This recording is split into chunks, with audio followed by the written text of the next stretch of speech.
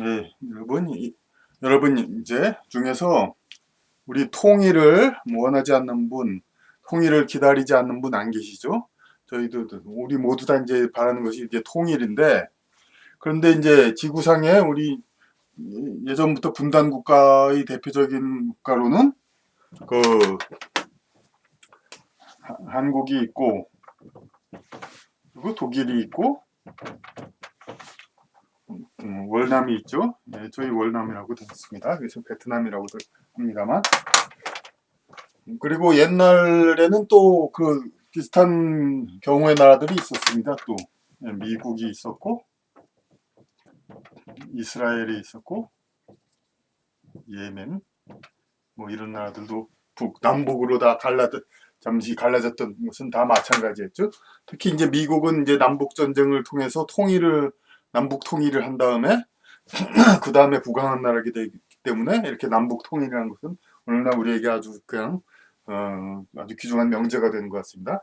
물론 이스라엘은 여러분 이제 기독교인들 다 아시겠지만, 그러니까 북이스라엘, 남유다 이렇게 나뉘어 가지고 결국은 그렇게 해서 그 패망했죠. 이제 이스라엘은 그렇기 때문에 이제 이렇게 이 남북 분단이란 것이 결국 비극적으로 되었다는 것. 그러니까 이 두 나라의 그 경우에 따라 봐서 이제 통일이 얼마나 귀중한가 이것을 알 수가 있죠. 그리고 뭐 예멘도 남북 이렇게 나뉘었었는데 그건 자세히는 잘 모르죠. 이제 그러면은 이제 한국, 독일, 월남 이게 문제인데 문제는 어떻게 됐습니까? 이제 여기는 아시다시피 1975년도 공산 통일이 됐었죠. 그래서 우리가 바라는 올바른 통일은 아니지만 어쨌든 그 통일의 대상에서 사라졌습니다.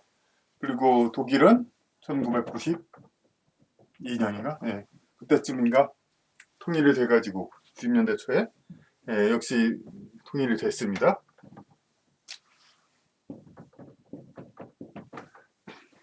그럼 한국은 이제 2014년인데 20년이 지나서 통일이 한 번 되고 다시 20년 지나서 한국도 이제 통일이 돼야 하는데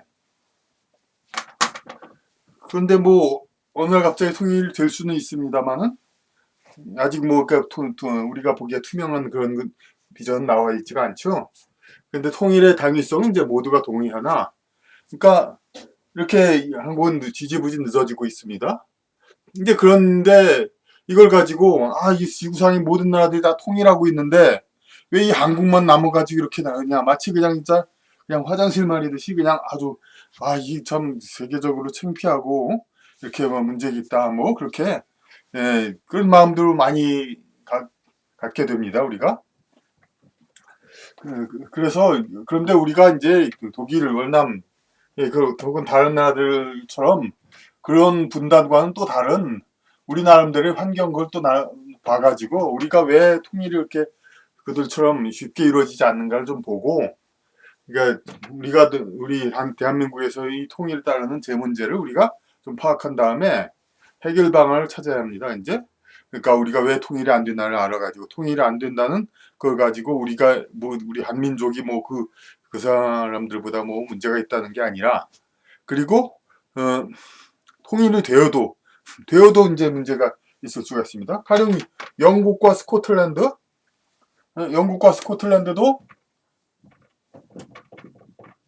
역시 이제 지금 뭐 통일을 몇백 년을 통일돼서 사는데도 지금 또 무슨 따로 살자는 그런 얘기 나오죠. 예, 이런 이야기들을 두고 봐도 통일되고 난 다음에도 또 문제가 또 여러 가지 있을 수가 있습니다. 그러니까 이런 이야기들 이런 영국에서는 물론 이제 스코틀랜드 독립 그것도 이제 무산됐고 비교적 이제 잘 이제 해나가고 있습니다만 그만큼 준비가 잘 돼 있다는 거고 어쨌든 이런 문제들이 자꾸 생길 수가 있으니까 이런 걸 우리가 미연에 방지해야 됩니다. 통일되기 전에 통일된 후에 또 그런 문제가 있으면 정말 잘 못했습니다. 그래서 한반도의 통일을 방해하던 이유와 그 통일이 되어도 있을 문제들을 다 이제 우리 살펴보는데 다만 여기서 이제 가장 중요한 것이 군사적인 문제들인데 북의 군비하고 남북의 군사 대치 이거는 저희가 같은 사람들이 이제 어떻게 손댈 수가 없는 거기 때문에 군사적인 문제들 이런 건 일단 제외하고 이제 얘기를 해보도록 하겠습니다. 그럼 20세기 분단 국가는 왜 생겨났나? 이거는 다 그 2차 대전 이후에 생겼죠. 독일은 미영소불 해가지고 그러니까 소련이 이만큼 점령하고, 그러니까 2차 대전 승전국이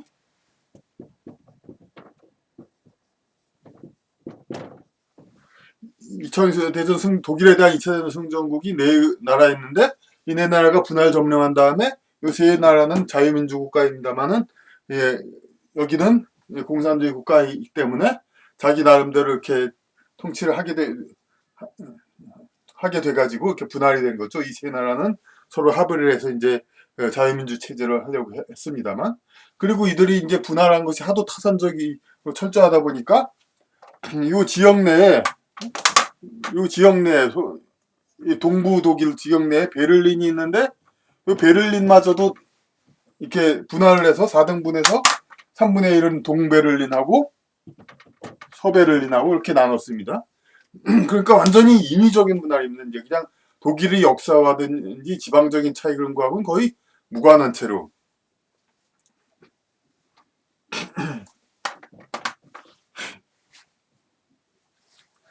그러면 이제 어떻게 됐냐? 이제 2차 대전이 그러니까 연합군의 승전으로 됐는데 전쟁의 승전은 패전지에 자신의 후손을 많이 심고자 합니다. 이것은 무슨 얘기냐면 과거에 징기스칸의 뭐 정복이라든지 그런 옛날의 정복들이 전부 다 그런 식으로 했습니다. 그러니까 패전 지역을 남자들을 많이 죽이고 거기다가 이제 자기들의 후손을 이제 뿌리는 것이 다 이제 아메리카의 점령, 남북 아메리카 다 포함되어 있죠. 그런 식으로 이제 승전자들은 패전자 지역에다가 자기 자손을 다 이제 심는 것이 그러니까 그 승전에 대한 전리품 결과물이었습니다. 그러니까 자기들이 이 세상의 땅에서의 세력을 넓히려는 것이죠. 그런데 근대 이후로는 인도주의가 발달돼서 이런 아무리 승전국이라도 패전 지역을 갖다가 이게 전쟁 중을 제외하고는 이렇게 죽인다는 거는 있을 수가 없는 일이죠. 양민들을 그냥 이제 단지 승전자라고 해서 이게 가서 양민 학살은 이건 이제 물론 지금도 없지 않습니다만은 어쨌든 그것은 이제 문화적인 국가들은 할 수가 없게 되었습니다.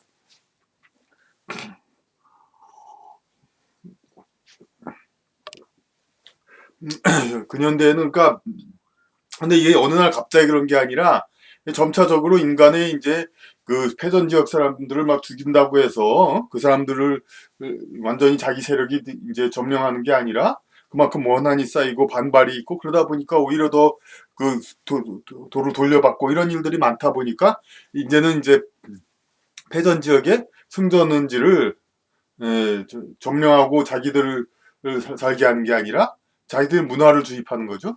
그러니까 그것이 이제 오히려 그런 쪽으로 선배가 어떤 사람들이었냐면은 그 중국의 역사였죠. 중국의 북방민족 이제 몽고족은 한 송나라를 점령한 다음에 어떻게 했습니까? 그러니까 그 송나라가 점령한 다음에 이 몽고족의 몽고 문자 있죠, 소리 글자 그거를 이제 원나라의 그 공식 문자로 해가지고 그 한자를 억압을 했습니다. 그러니까 소리 글자 자기네들의 문자가 이제 그 국가적인 이제 중요 글자를 했어. 하지만 그걸로는 이제 역시 통치 학문적인 그 바탕이 없으니까 통치가 안 되니까 문돈 한족 이제 관리들을 많이 고용하고 그랬습니다만은 이제 그 주류 핵심은 전부 몽고족이었죠. 그리고 그러니까 변발 몽고식의 이제 머리 깎는 그런 것을 이제 강요를 해서 그렇게 해야 출세를 하도록 했습니다. 그리고 명나라 이후 다시 또 청나라 때는 역시 또 그 만주족이 그 전부를 점령을 하고 문화적으로는 오히려 좀 더 융화를 하고 한족 문화를 더 우대를 했습니다만 이제 그건 완전히 평민들까지도 전부 그냥 만주족의 복장을 하고 변발을 하라고 그렇게 이제 했죠. 그러니까 그렇게 해서 만주족의 정신을 중국 본토 전체에 이제 펼치겠다 이거죠. 이제 2차 대전은 또 마찬가지로 그런 목적에 일어난 전쟁이었습니다. 그러니까 승전국이 패전국의 그 문화를 공짜를 이겨가지고 당연히 전리품을 얻어야죠. 그렇기 때문에 그 전리품이 뭐냐? 자기들의 자손을 패전국 지역에다 많이 이제 살게 하는 겁니다. 그러니까 문화적으로 자기네 이제 국가들을 이제 자기네 국가의 자기네 민족의 정신이 그 패전국 지역에 많이 이제 들어갈 수 있도록 그렇게 하기 위한 것이 이제 2차 대전 승전국도 그런 이제 보답을 받아야 되죠. 그러면 같은 서구 문화권인 독일은 그 여파가 상대적으로 적죠. 하지만 동양에는 지대한 것이 되었습니다. 이제 독일은 보시다시피 그냥 물론 이제 겉으로는 굉장히 그 피해를 굉장히 짊어지고 있죠. 그 전쟁을 사고하고 핵무기를 갖지 못하고 더 이상 뭐 영토를 넓히는 거. 그게 뭐 다른 나라도 마찬가지죠. 그 2차 대전 이후에 많은 나라가 이제 영왕국 프랑스도 전부 다 식민지 독립시키고 거기도 다 마찬가지였어요. 그러니까 독일은 전쟁을 사고하고 핵무기를 못 갖는 것 말고는 별로 달라지지 않았는데 이제 동양은 왜냐하면 우리 많은 이제 그 그가 독립운동가 그런 쪽에 정신을 받은 분들은 그 다르게 생각하시겠지만 그러니까 또 한국은 그 대일본 제국에 속해 가지고 중국 일부까지가 속해 가지고 그 서양 문화권 미국 귀축미형이라고 해서 미국과 서양 문화권에 이제 대항을 했습니다. 그러다가 패전했죠.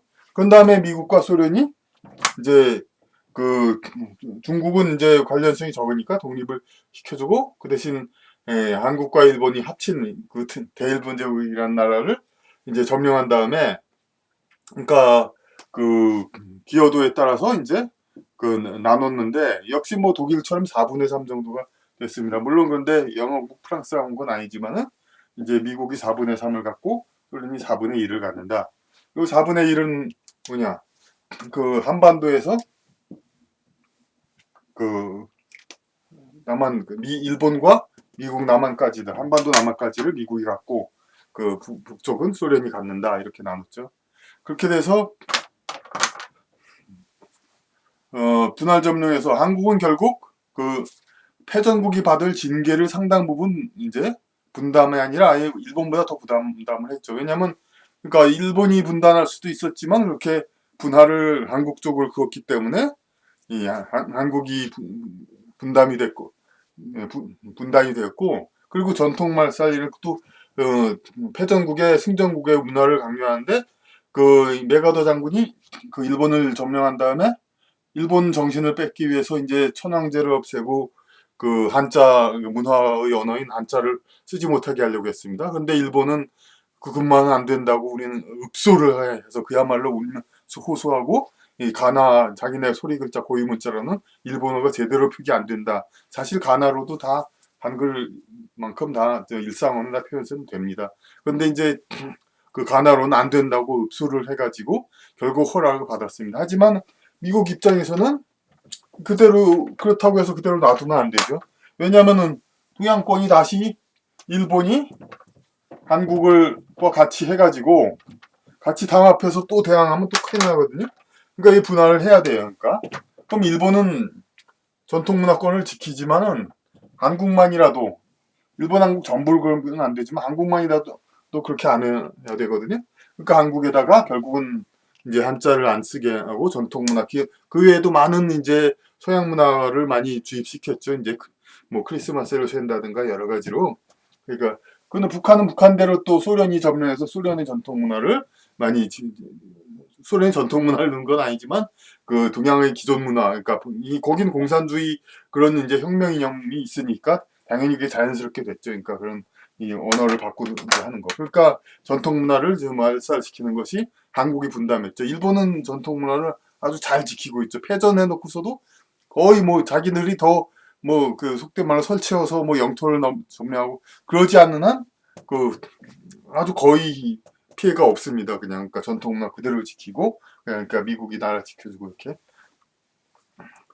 그래서 이제 이 한국이란 나라는 전략적인 이제 서양 문화권으로 좀 편입시키려는 그런 나라 좀 과장돼서 그렇게 그렇게 되어 있습니다. 그러니까 그런 지역으로 지정이 되어 있기 때문에, 그러니까 그, 지금까지도 한국은 그러니까 어떤 그 가속도가 계속 더해와가지고 오늘날 더욱더 그러죠. 우리 한국 사람들. 물론 반대로 긍정적인 면도 있죠. 예, 한류 열풍이라든지 그 우리가 어릴 때 우상을 섬겼던 미국 팝송 스타들 같은 사람들이 한국에서도 많이 나타나게 되고, 그러니까 미국과 거의 뭐 어깨를 겨루는 문화 수준에 이르게 왔다고 그렇게도 볼 수가 있는 거죠. 이제 중국의 경우는 이제 소련의 어떤 지배 체제 하에, 그러니까 한국과 일본을 이제 그 두고 미국이 상당히 양보한 미국이 많이 가지고 소련이 일부를 가진 것 같지만, 오히려 이제 중국은 소련의 영향권, 2차 대전 승전국인 영향권에 있어가지고 중국도 이제 한자를 없애고 여러 가지 전통 문화를 바꾸려고 하는 노력이 많았었죠. 이제 문화 혁명과 그런 쪽으로. 그러니까 결국은 중국도 뭐 승전국인 게 아닙니다. 유감스럽게도 이 한 동양권 전체가 그 20세기 이후로 이제 이렇게 위축이 된 거니까. 그런데 이제 통일보다 자꾸 다른 얘기를 했는데, 자국 내의 오래된 남북 차이와 이게 이제는 관련이 됐다는 겁니다. 한반도과의 이 남북 분단이.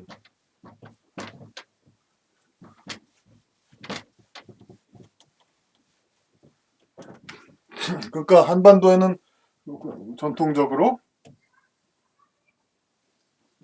어느 신라, 고구려, 백제가 있었습니다. 그래서 우리가 순서가 다르죠. 이제 그 고구려, 백제, 신라라고 우리는 많이 배워왔지만은, 그 김부식의 삼국사기는 이제 신라, 고구려, 백제로 이제 신라를 가장 중심으로 세웠습니다. 그렇다고 뭐 고구려가 신라만을 그런 거 따른 게 아니라, 고려는 당연히 통일신라가 망하고 고구려를 잇는다는 뜻으로 고구려를 우선으로 했던 나라지만, 그래도 자유스럽게 이제 신라를 이제 우선해서 그런 이제 저서가 나왔던 거죠. 그러니까 비록 이제 왕조나든지 그런 쪽에는 고구려 계통 그런 쪽이 더 있었지만은, 신라 쪽이 이제 그 뒤로도 계속 주류 사회를 많이 형성했다고도 볼 수 있습니다. 그러니까 그 삼국사기 이후로는 신라, 고구려, 백제, 그래서 우리가 신라를 가장 중심으로 쳤고, 그리고 아마 고구려가 다시 앞선 이후 때는 이제 신체호의 그런 민족 정신 그런 식으로 아마 구한말 이후 그럴 때일 겁니다. 근데 이제 고구려와 백제는 역사 조금 보시면 다 아시면 이제 같은 뿌리죠. 고구려에서 이제 내려와 가지고 내가 세운 나라고, 어, 우리가 영토로 보면 이제 고구려가 아주 큰 나라고, 고구려는 신라 백제는 작은 나라로 보지만 인구 밀도가 크니까 이렇게 고구려만이 압도적으로 큰 나라는 아니죠. 이제 그런데 이제 이런 한반도에 허리를 놓고 하여튼 그런 이 두 나라, 이제 온대 지방 그 따뜻한 곳에서의 문화에 적응되는 그런 나라가 있었고, 이제 춥고 황량한 데서 좀 호전적인 그런 나라가 있었다는 것입니다. 그래서 이제 통일신라와 발해 시대에도 역시 또, 그러니까 통일신라가 정도까지 있었고 발해가 있었고 해서 남북이 두 나라가 있었죠.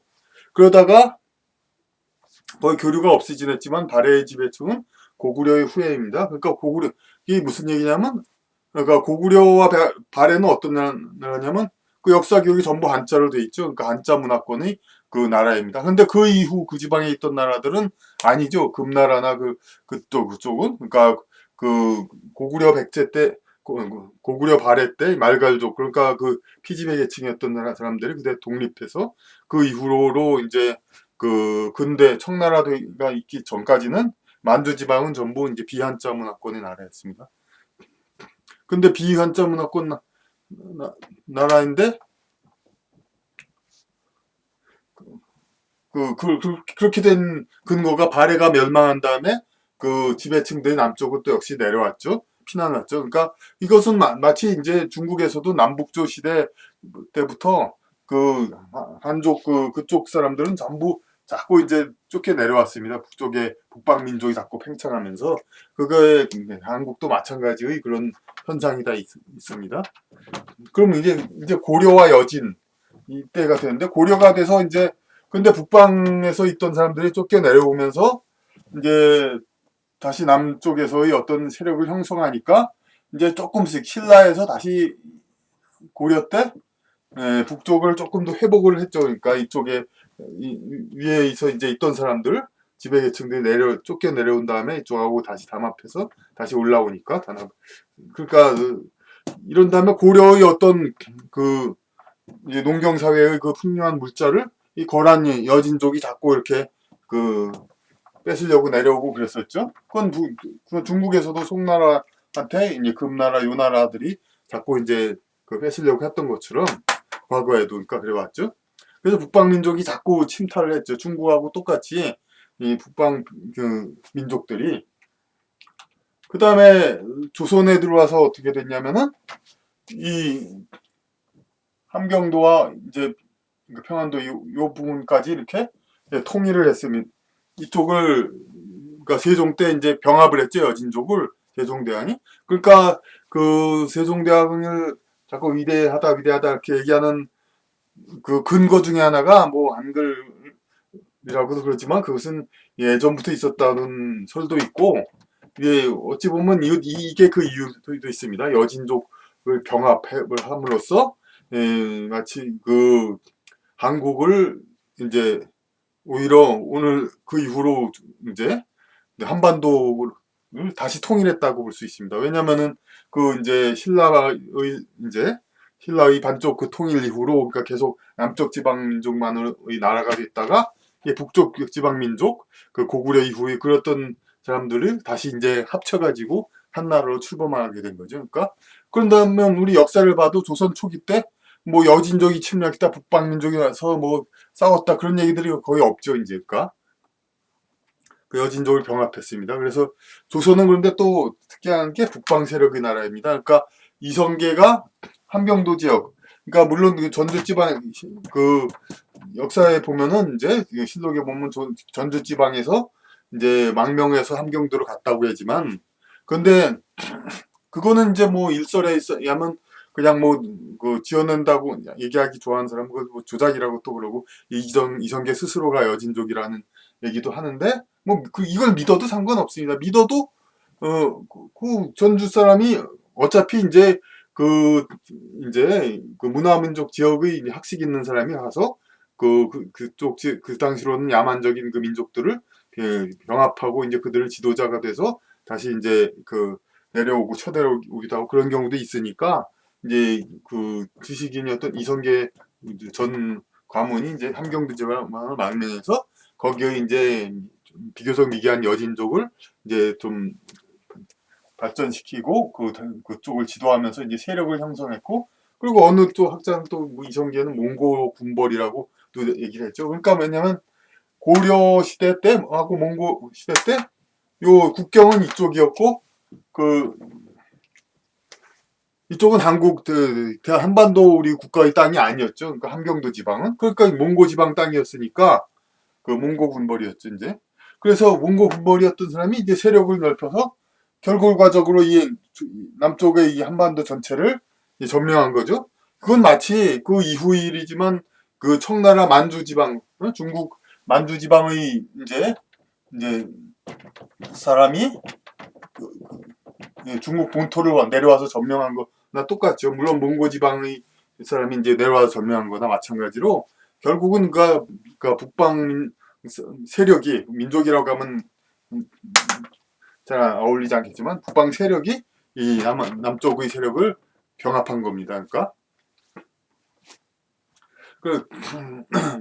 그러니까 우리가 이제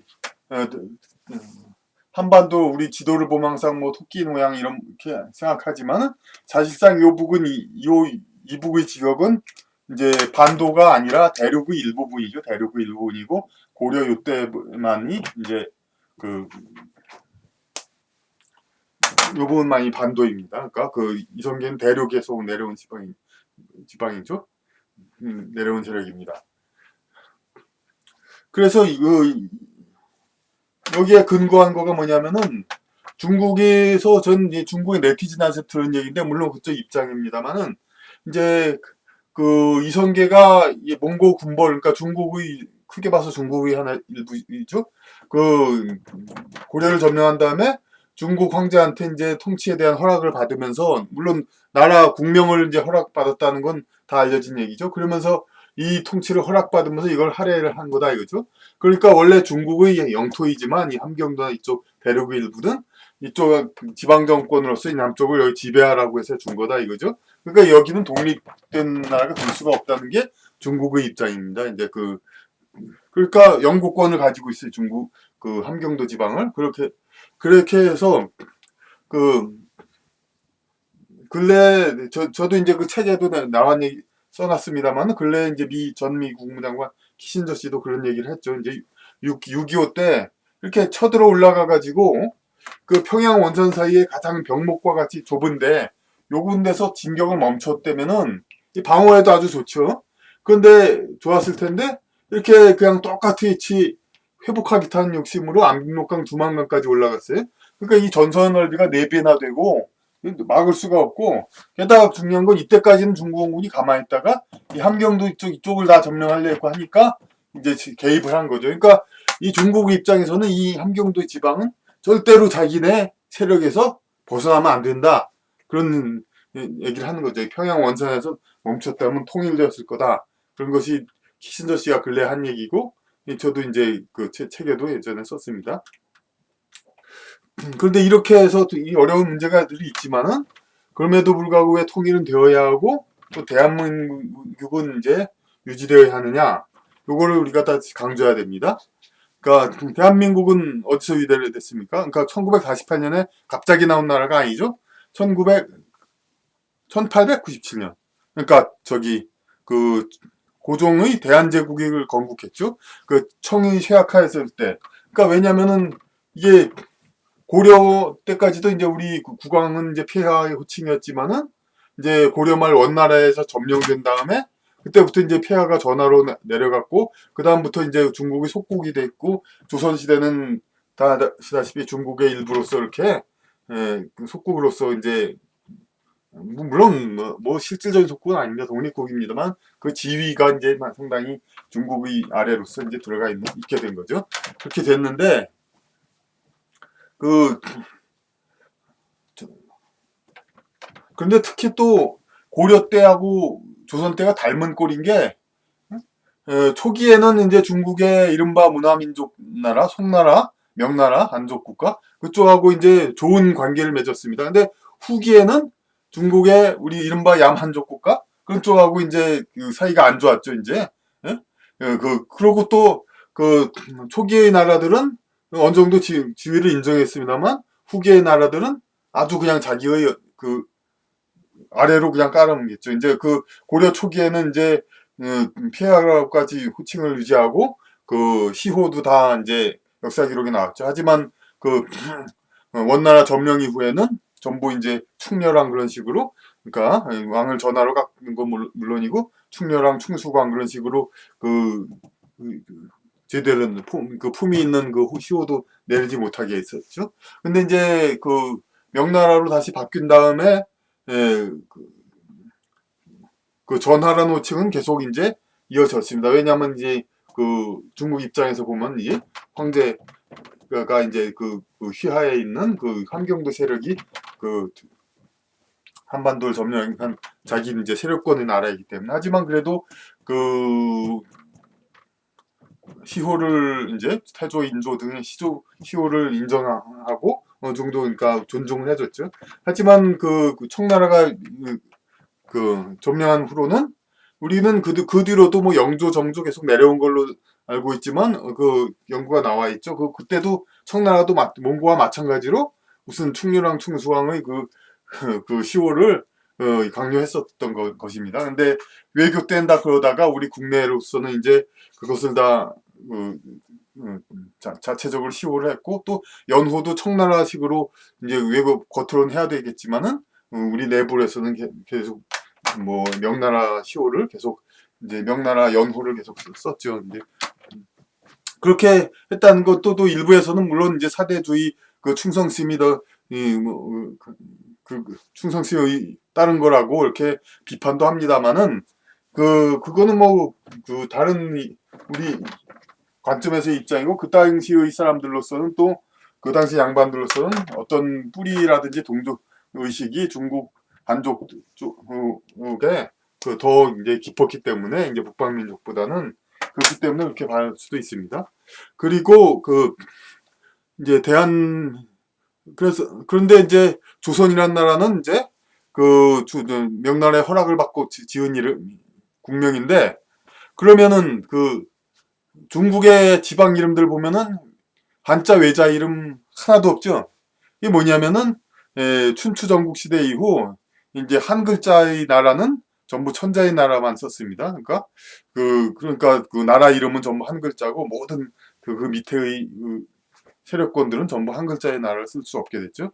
그런데 이제 청나라가 쇠약해지고 이제는 독립을 하겠다. 물론 뭐 다른 일제의 꼬임이라는 말도 있고 하지만, 여하튼 간에 중국으로부터 독립하기 위해서 청나라로부터 그 이름을 지었는데, 그게 뭐냐면 대한제국으로 이제 지었는데, 이제 뭐 어떤 이제 왜 이 한자를 쓰게 됐는데, 이 한자하고 뭐 큰 차이가 없다고도 합니다. 왜냐하면 덕수궁에 시청 옆에 보면 대한문이라고 있죠. 그게 원래 대안문이었는데,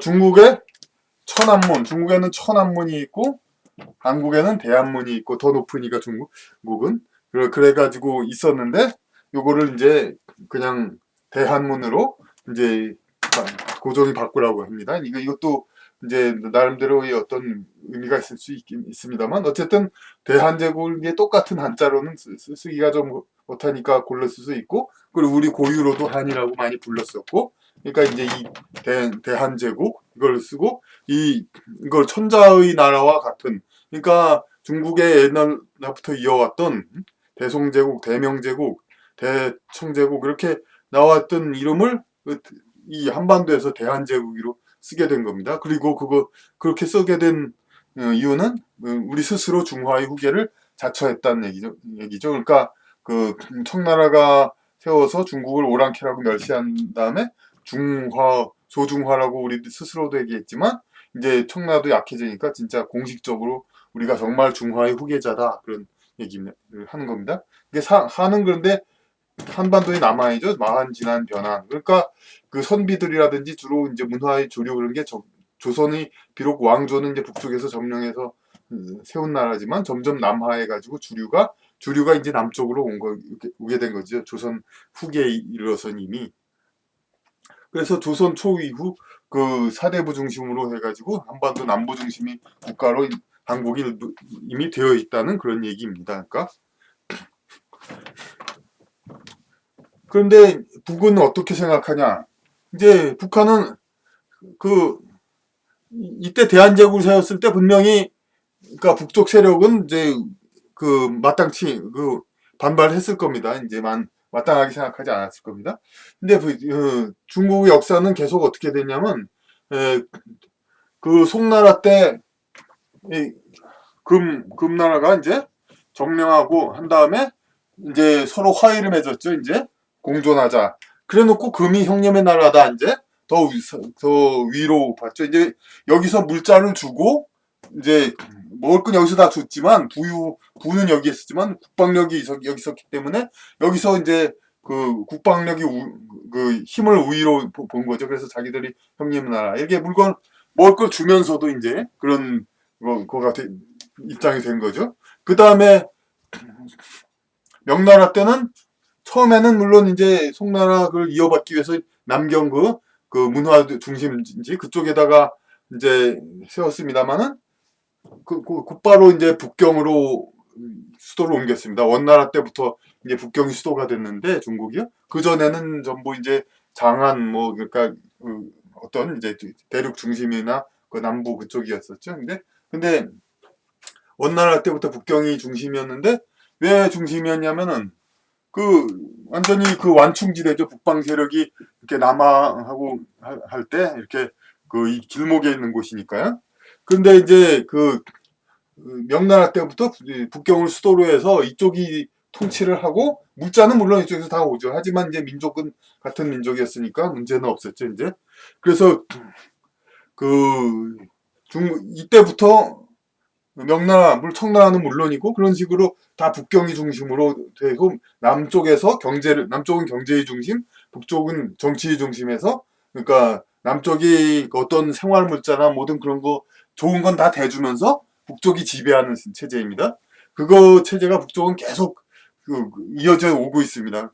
그럼 그런데 이것을 이제 북한 어떤 그러니까 그 인간의 억보적인 그런 쪽으로 다시 생각할 때 이 북한은 그런 미련을 갖고 있는 겁니다. 북한은 지금 사고방식이 그렇습니다. 한반도 우리 민족을 우리가 지켜준다. 그런 식으로 예전에 남쪽 회담할 때도 그런 식이 있었잖아요. 우리가 이제 지켜주기 때문에 민족이 북한 하는 생각은 우리가 이제 지켜주기 때문에 이제 강대국 일본 음, 중국, 미일 사이에서도 우리 민족이 지켜지지 않느냐. 북한은 그렇게 생각을 합니다. 근데 남쪽에서는 물론 우리가 언제 지켜줘 달라 한 적이 있느냐. 하지만 북한은 계속 이들은 미일을 앞자리다. 그런 얘기식을 하고 있고, 얘네들 생각은.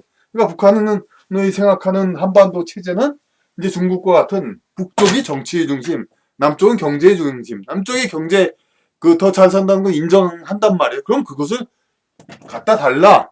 국방은 우리가 책임지겠다. 다시 또 국방이 더 우월하다 이거죠, 이제. 그러면 중국은 어떻게 그럼 이렇게 유지되고 있느냐? 중국도 물론 이런 남쪽이 좋은 건 다 해주면서 북쪽이 이제 우월한 위치에 있는 거. 이게 이제 옛날부터의 체제인데 지금은 이제 비록 북경이 이제 통치를 한다 하더라도 이제 다게 또 여기에 지도층들이 오는 사람들이 이제 남쪽 출신들이 많이 있기 때문에 그럭저럭 유지는 됩니다. 그러니까 현대에 와서는 이제 지금도 북경이 그렇게 살기 좋은 곳도 아닌데 이렇게 꼭 그래야 되느냐 아니 말도 좀 있습니다만 하여튼 중국을 근데 그 한반도에서는 이제 중국을 따라서 그렇게 북쪽이 지배하고 남쪽이 경제를 갖춰주는 것. 북쪽이 바라는 통일은 그거입니다. 그렇기 때문에 우리가 참 통일이 참 곤란하고 어려운 겁니다. 다 자유대한민주 체제로 통일은 돼야 되는데 북쪽 생각은 그거입니다. 그러니까 한국도 우리 옛날에는 이제 어릴 때는 교육받을 땐 우리 무찌르고 말태야 중공 오랑캐라는 노래도 있고 중공 북한도 이제 오랑캐를 이긴다는 얘기. 오랑캐란 말을 이제 북한이나 중공 세력을 먼저 배웠습니다. 그러니까 그 야만족들. 요새는 그런데 이쪽 세력들이 이쪽하고 공감하고 있는 한반도 내의 어떤 세력도 다시 커가지고 이제 지금은 막연히 이제 북한이나 쪽을 오랑캐라고 이제 부르지려고 하지 않죠. 우리 민족을 그러니까 중국을 오히려 그냥 북방 민족하고 더 가까이 얘기하려는 사람도 많고 한족보다는. 근데 그런 건 이제 좀 별도로 일본에서도 이제 그런 견해를 가진 사람들이 많았으니까 그 영향을 받았다고도 볼 수 있죠. 우리 한반도 민족을 이제 중국의 북방 민족하고 많이 결부시키는 거. 하지만 그거는 이제 어느 쪽이 다 맞는 게 아니라 국가와 민족은 서로 다른 거니까 결국 중국에도 이제 남쪽 중원 민족이 있고 북방 민족이 있듯이 한반도에도 역시 중원 민족적인 그런 느낌 사람들이 있고 북방 민족적 사람들이 있는 겁니다. 그렇게 봐는 것이 가장 타당합니다. 그래서 여기 한반도 갈등 구조표 이런 식으로 이렇게 우리 민족의 우리 대한민국의 여러 갈등을 갖다가 이렇게 표시를 해놨습니다. 한반도의 갈등이 이렇게 말로는 이제 이념 대결 그렇지만은 실제로는 이념 대결이라기보다는 이런 과거로부터의 역사적인 유래 원한 이런 것들이 이제 있었기 때문에 조금씩 그것이 이제 있기 때문에 상대방에 대한 갈등 이런 것이 있기 때문에 이런 게 있는 겁니다. 그러니까 통일을 연찰하기 위해서는 이제 완전히 이게 그러면 이제 과거의 통일처럼 북진 통일, 멸공 통일 그런 식으로 하는 것은 이제 가능하지도 않고 문화 보존의 차원에서 바람직하지도 않습니다. 이제 패권 경쟁 시대에 상대방을 완전히 멸하는 건데 우리가 북한을 물론 체제, 세습 체제는 멸해야 된다. 그렇게 얘기하겠습니다만은 그 북한의 나름대로의 고유한 문화라든지 그런 그 문화를 그 우리가 뭐 멸하다 그렇게 얘기할 수는 없지 않습니까? 그러니까 이그 그러니까 통일을 한다 하더라도 그런 이제 연착륙의 방향을 찾아야 됩니다. 미국의 각 주 자치제처럼 그러니까 그 어떤 정도 이제 남북 자치가 과도기적으로 필요하다는 것이 이제 인정되고 그리고 이 영국의 잉글랜드, 스코틀랜드가 이렇게 공존하고 있는 것도 우리도 아마 통일되고 난 다음에 북한 쪽 사람들이 다시 또 독립하자 그렇게 이야기하는 어, 그런 사태가 있을 수도 있을 겁니다. 이제 하지만 그럴 때도 다 원만히 봉합하기 위해선 지금부터 준비를 해야 됩니다. 그러니까 그리고 그 북한에 대한 어떤 통일에 대해서 우리가 좀 더 그 여유 있는 점을 좀 가져야 됩니다. 그러니까 어떤 인간 세상의 이념 흐름으로 보면은 이제 그러니까 국가 체계라고 해서 크게 그렇게 뭐 이렇게 다른 것이 아니라 한국 북한 관계나 한국 일본 중국이나 미국 등의 관계도 다 이제 그 세상은 다 이제 서로 이제 같이 살게 돼 있는 거기 때문에 그 어떤 이제 그, 국내에서도 가령 친일파와 친북파 이제 서로 증오와 대립이 굉장히 있죠. 어느 쪽에서는 친일파 그냥 아직도 친일 청산이 안 됐다고 계속 증오하는 말을 인터넷에 보면 아주 깔려 있고 아직도 뭐 물론 필요합니다만 이제 그 친북파 이제 멸공 통일을 위해서 이제 여러 가지 그 주장을 합니다만은 일부에서는 과격하다고 그렇게 얘기를 받는 그런 이제 관점도 있고요. 근데 이런 것이 다 이제 진정돼야 되죠. 미국인도 친구파와 친아파, 친유럽파와 아프리카파가 공존합니다. 이게 무슨 얘기냐면은 미국 백인들은 유럽에서 온 사람들입니다. 그 사람들은 미국을 유럽과 동일시하고 더 친하게 생각하죠. 미국 흑인들은 아프리카에서 온 사람입니다. 그 사람들은 아프리카 사람들을 미국으로 동일시하게 생각하죠. 그러면 그렇게 서로 인종이다니까 오히려 그들은 그런 건 인정해요. 만약 가령 미국 흑인이 이 미국 이거 참 불만 많다. 차라리 아프리카가 미국을 지배해라. 그렇게 얘기를 하더라도 그 사람에 대해서 동의는 안 하더라도 일단 나쁜 사람 뭐 증오하고 그러진 않죠. 왜냐하면 이해를 하기 때문에 우리 대한민국에서도 이게 북한 쪽 사람들하고 인연이 깊은 사람이 있고 그 북방 쪽하고 그런 사람들이 있습니다. 그런 사람들이 좀 친북적인 경향을 보이는 거 그거는 우리가 또 이해도 해야 될 필요도 있습니다. 그러니까 같은 민족인이 함께 살아야 한다는 조바심을 하는 것보다는 세계는 화합 추세에 따라서 북한과 특히 언어가 통할 수가 있으니까 효과적으로 포용해서 그러니까 그 통일을 이루어야 됩니다. 물론 안보 문제가 선결돼야 하겠죠. 남북 문화 교류는 서로의 문화의 통일을 추구하다보다는 서로 이해하는 목적을 추진돼야 합니다. 여기서 문화는 사회, 정치, 사회, 인식에 대한 문화도 포함됩니다. 그러니까 남북은 결국 동의불화가 아닌 화의부동이 돼야 합니다. 그러니까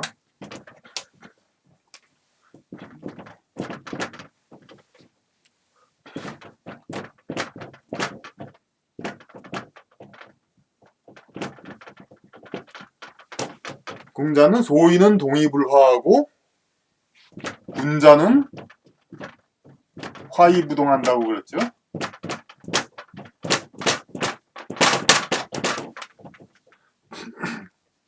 그러니까 남과 북은 서로 지금 박정희 때 우리가 좀 그러니까 약간 전제 정치, 약간 권위주의 정치 시대 때 북한과 크게 다르지 않았죠? 독재 체제. 그렇다면 남한부는 그때는 똑같았습니다. 그때 오히려 참 북한과 적대적인 정책이 많았었죠. 그냥 강경한 이제 그리고 이제 간첩으로 몰아서 뭐 그런 일도 있었고.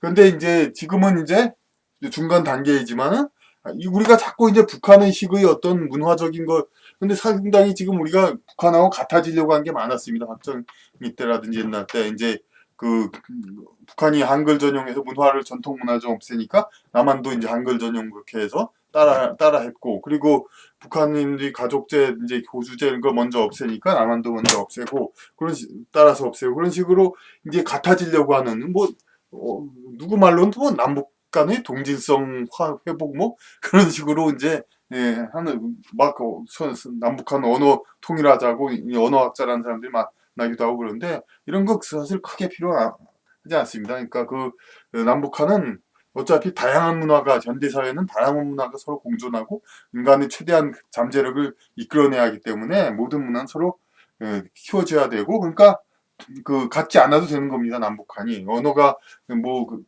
불과 몇십 년 만에 완전히 못 알아듣게 되지는 않을 테니까 그렇게 같아지는 걸 추구하지 않아도 되고 그 대신 같지 않으면서도 화이부동 서로 화합할 수가 있습니다. 남북한은 서로 군자와 같은 그 태도를 취해야 됩니다. 그 어떤 소인과 같이 똑같으면서 서로 세력 가지고 싸우는 게 아니라 서로 다르면서 서로 다른 가치, 서로 다른 이제 자기 나라의 역할을 인류 사회의 역할을 추구하면서 그러면서 이제 서로 다른 인류 사회 역할을 추구하면서 그러면서 또 서로 화합하고 그렇게 해서 이제 남북한이 함께 시너지 효과를 이루면서 그러면서 인류 사회에 앞으로 기여하게 그렇게 돼야 하는 것입니다.